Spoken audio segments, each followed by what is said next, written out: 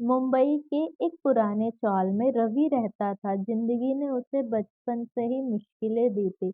बचपन में एक सड़क हादसे में उसके माता पिता गुजर गए। चौल के लोग उसकी मदद तो करते थे, लेकिन रवि को हमेशा यह एहसास होता था कि वह किसी पे निर्भर नहीं रह सकता।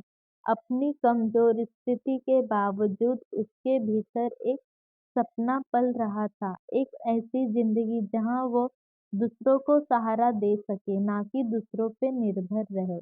रवि का बचपन छोटे-मोटे काम करते हुए गुजरा।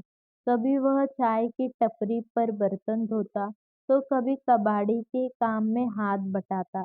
लेकिन रवि की सबसे बड़ी ताकत थी उसके सीखने का जज्बा। वह अक्सर रात में अपनी चॉल के पास की एक पुरानी लाइब्रेरी में जाकर किताबें पढ़ता। उसे बिजनेस से जुड़ी कहानियाँ और सफलता के किस्से बहुत प्रेरित करते थे। एक दिन जब वह सड़क पर कबाड़ इकट्ठा कर रहा था, उसने देखा कि लोग पुराने इलेक्ट्रॉनिक सामान बड़ी आसानी से फेंक देते। उसे लगा कि इन चीज़ों का बेहतर इस्तेमाल हो सकता है। यह ख्याल उसके मन में गहराई से बैठ गया। उसने ठान लिया कि वह इस पर काम करेगा। लेकिन शुरुआत के लिए ना तो उसके पास पैसे थे और ना ही कोई सहारा। संघर्ष की शुरुआत। रवि ने एक छोटी दुकान पे नौकरी की, जहां उसे रोज 50 रुपए मिलते थे। वह दिन भर काम करता और रात को पैसे बचाता। कुछ महीनों में उसने 5,000 जमा कर लिया। इन पैसों से उसने एक पुराना गैरेज किराए पे लिया और वह कबाड़ का सामान जमा करना शुरू किया। शुरुआत में लोग उसका मजाक उड़ाते थे, कबाड़ी बन गया है।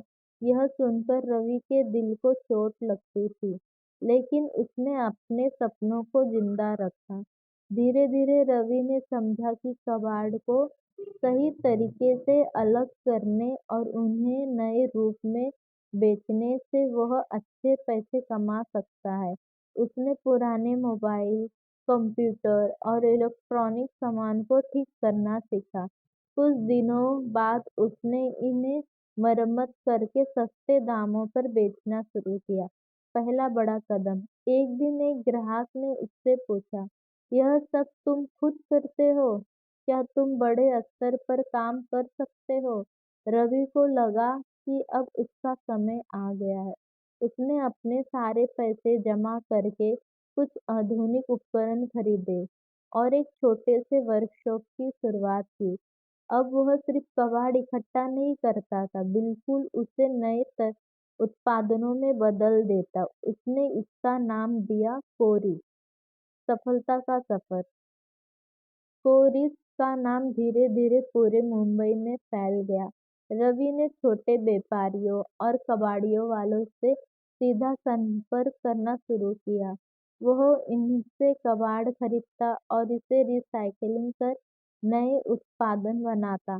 कुछ ही सालों में उसकी कंपनी ने इतना मुनाफा कमाया कि वह एक बड़ी फैक्ट्री खोल सका।